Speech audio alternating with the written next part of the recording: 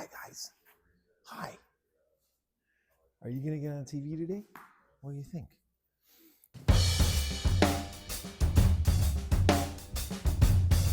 The real question is, why aren't you wearing an APR physical therapy t-shirt? We got him. We have Pooches with us today. Who's this? This is Roxy. What's up, Roxy? Your legs are in better shape than Tyreek Hill's, I'll tell you that much. That was gross. I didn't look at the injury until today, and I'm never going to look at it again. But for those who saw it, including you who just saw it for the first time, I mean, what do you even say about that? And how do you handle a person when they deal with the shock of something as devastating as that? It was a crazy injury. I just saw that this morning. His leg internally rotated 180 degrees. His foot was facing the wrong direction. Yeah. So when I first heard about it, dislocated knee, my first interest is a dislocated kneecap, right? It just means, so the kneecap usually dislocates outside the groove. Very painful. That's not what happened to Tyreek Hill. His whole leg so that his tibia and fibula internally rotated on his femur. Man, that's dangerous. You talked life-threatening. That could have been a life-threatening situation because he's got his tibial artery there. He's got lots of vital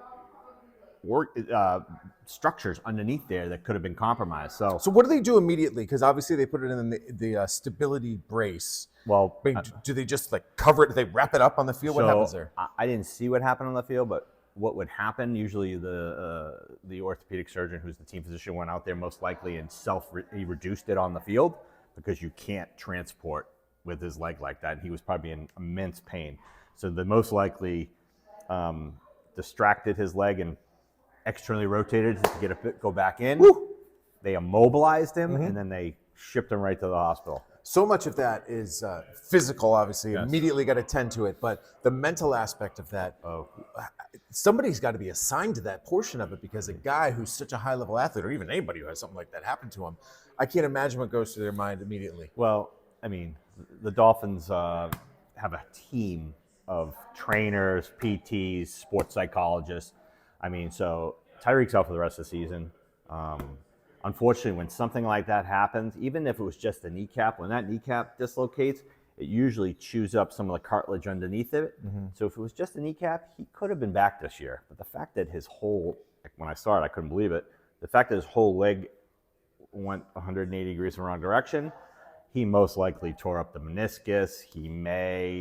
His ACL and PCL may or may not still be intact. They're not going to get all that until everything calms down, because right now they probably didn't even do an MRI until they bring that swelling down. But yeah, the mental aspect is serious. I mean, luckily this guy's a high-level athlete and he's got a lot of support. If that happened at a high school level, that's a big injury. Yeah.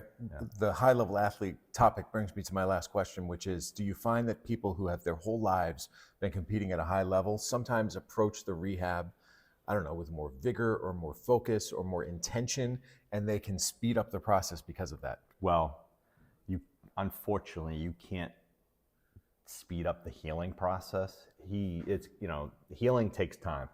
So, but to answer your question, are high-level athletes more, do they take their rehab more intense? Yes, this is their job. Like, Tyreek Hill gets paid millions of dollars to get on the field and play. When he's not playing, he's not contributing. So these guys, put 110% into their rehab.